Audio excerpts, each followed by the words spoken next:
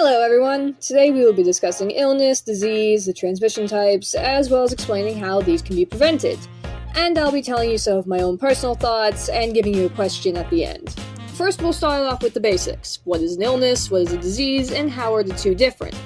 According to Britannica, a disease is any harmful deviation from the normal structural or functional state of an organism, generally associated with certain signs and symptoms and differing in nature from a physical injury. In layman's terms, a disease happens when the body's natural equilibrium is thrown out of whack by something such as bacteria, parasites, viruses, etc., etc. An illness, however, is the condition of being unhealthy in your body and mind, also according to Britannica. Whereas a disease may have a physical cause that can be determined, an illness can stem from both social and cultural factors, such as depression or anxiety. Put simply, disease is best used to describe a physical sickness, whereas illness is better for addressing mental sickness. Typically, though, you will find people using these terms interchangeably. Now let's move on to the fun part. How are diseases transmitted? There are two main modes, direct and indirect.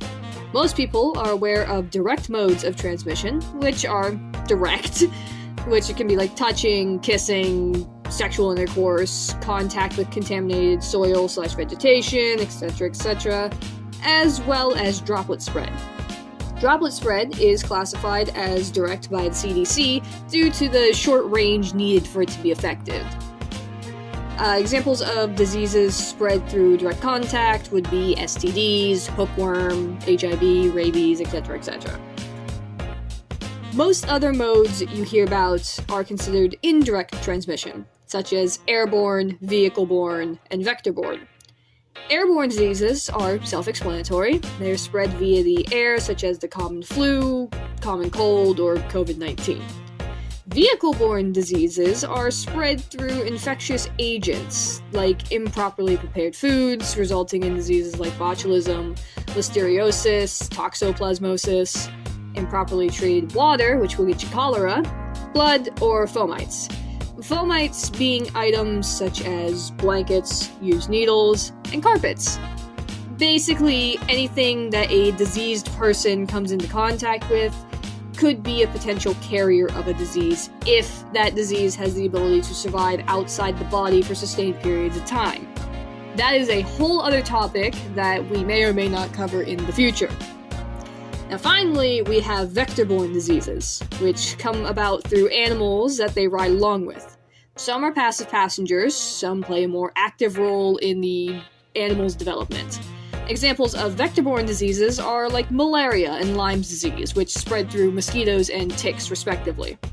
The easiest way to prevent a disease is to be careful about what you're consuming, to keep up on hygiene, and to vaccinate if possible. All those posters you see in your schools telling you to wash your hands, cover your mouths/noses, and stay home when you're sick, yeah, they all have the right idea. You wanna know the reason why little Timmy in your class has to go home sick every other week? It's because Sally over there doesn't wash her hands after picking her nose, and little Timmy has an immunocompromised system.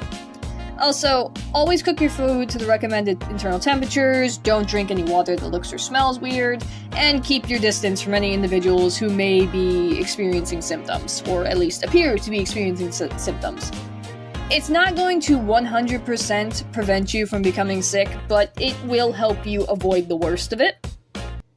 Honestly, this is something that should be taught with more importance in our schools, especially considering schools can be absolute breeding grounds for diseases just because one or two parents decide that that little piece of paper congratulating their kid for never missing a day of school is more important than the health and well-being of hundreds of other kids.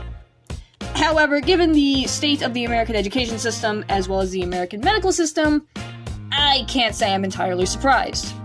You can go to a hospital and end up paying $500 or more for a couple of Tylenol and a doctor sticking a popsicle stick down your throat, and that's with insurance. To think that we live in a system where healthcare is considered a privilege and not a right is honestly upsetting, especially when you consider the fact that the US is one of the few developed countries that doesn't have universal healthcare, or the fact that by all technicality, healthcare could be considered a requirement to be able to properly pursue life, liberty, and happiness. The closest we have is Medicare and Medicaid, and that's only if you meet certain criteria. So tell me, do you think healthcare is a human right? Anyways, that's all for this video. Let me know down in the comments if you want me to, like, talk about prion diseases or something like that. Well, thank you for watching. Have a good night, y'all.